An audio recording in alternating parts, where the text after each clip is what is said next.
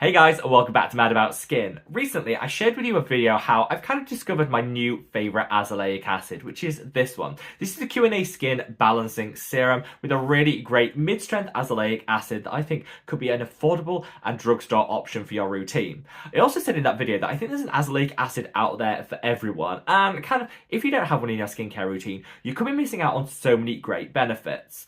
However, on the back of that video, lots of questions came in asking how you can and can't use azelaic acid, the best way to layer it into your skincare routine, and for me to share some of the do's and don'ts when it comes to this ingredient, which is what I hope to pull together in today's video. So sit back, relax, let's talk how to use azelaic acid.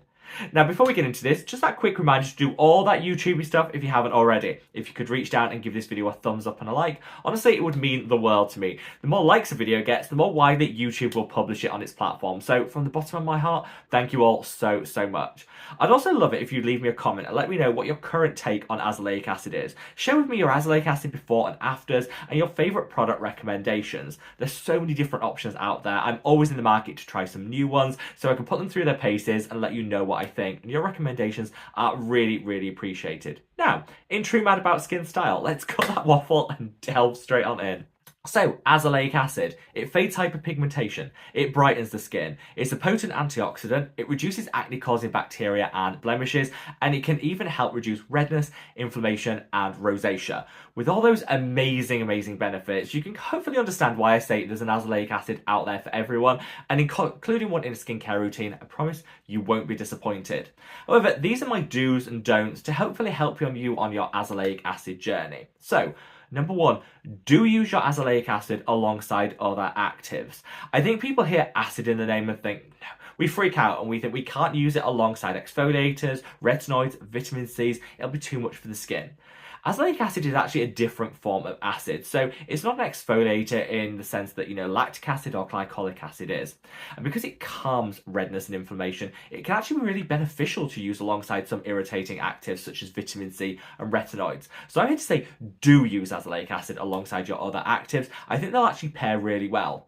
My favourite pairing is azelaic acid and retinol, because I find if you use azelaic acid a couple of months consistently before you introduce a retinoid, it'll help minimise any redness, peeling, and irritation. You just have a better retinoid experience. So yeah, let's dispel that myth. If you're using azelaic acid, you can't use it alongside other actives.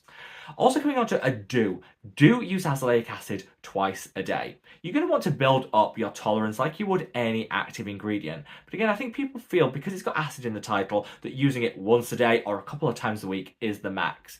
You can absolutely use azelaic acid morning and evening in your skincare routine if that's what your skin can tolerate. For some people, once a day might just be beneficial, and that might be all that your skin can take. And really, you need to listen to what your skin's saying and use it the maximum frequency that it'll allow. But for a lot of people, myself included, twice a day gives you maximum results without actually it triggering any sensitivity, side effects, or irritation. Tip number 3 is do choose your concentration wisely. There's different strengths of azelaic acid out there, and different strengths will deliver different benefits in the skin. Don't automatically go for the highest strength. That's something that I did early on in my azelaic acid journey, and honestly, my skin couldn't tolerate it, and I actually got the reverse of the results that I wanted to get. So reach for a 5% concentration of azelaic acid if you want something that's great for beginners or just for all-round use in your routine. A 5% concentration can absolutely be used morning and evening. It'll give you great results in the long term, but you will have to have a little bit of patience. You won't get those quick wins. My favourite 5% concentration of azelaic acid is held within the Mad About Skin Got You Covered Super Serum. I wanted this to be an all-rounder when I created it, so I opted for that 5% strength that just suits all skin types. If you're looking for something that's going to deliver a little bit quicker than a 5%, maybe you've got some persistent hyperpigmentation, maybe you wanted that glow up and that vibrancy in a flash, then I would opt for something between a 7 and a 10% concentration. That's where you'll get some quicker results, and I think some higher results in the long term, but still not triggering too much sensitivity and irritation. This is where the Q&A Skin Balancing Serum really comes into its own. In here, you've got a really nice mid-strength of azelaic acid that'll work for most people, bar those that have a super sensitive skin, and this can be used again morning and evening once you've built up your tolerance. Beyond 10%, you'll see things in 15 and 20% concentrations. These are wonderful for very persistent, hard to budge melasma and hyperpigmentation. However, they do come with a lot of side effects in terms of prickling and irritation. Not going to be the best for super sensitive skin types, but a lot of people can tolerate a 15 or a 20% azelaic acid without too much issue. My recommendation would always be start low, build up. Start infrequently and increase the frequency that you use the product as your skin begins to tolerate it. This applies for all active ingredients and is the best way to really introduce azelaic acid no matter what strength you opt for. But hopefully this has just explained the differences in the different concentrations and helped you work out the best one for your skin's needs. Tip number 4 is do apply your azelaic acid to areas where you're breaking out. I've heard a lot of people say avoid azelaic acid where you've got an active breakout going. Absolutely not. You should definitely be using it. It's not going to exacerbate any of that breakout. In fact, sometimes it can help calm and soothe it down, but it's going to help minimize any risk of hyperpigmentation, that post-acne scarring, even if you've already got that active breakout.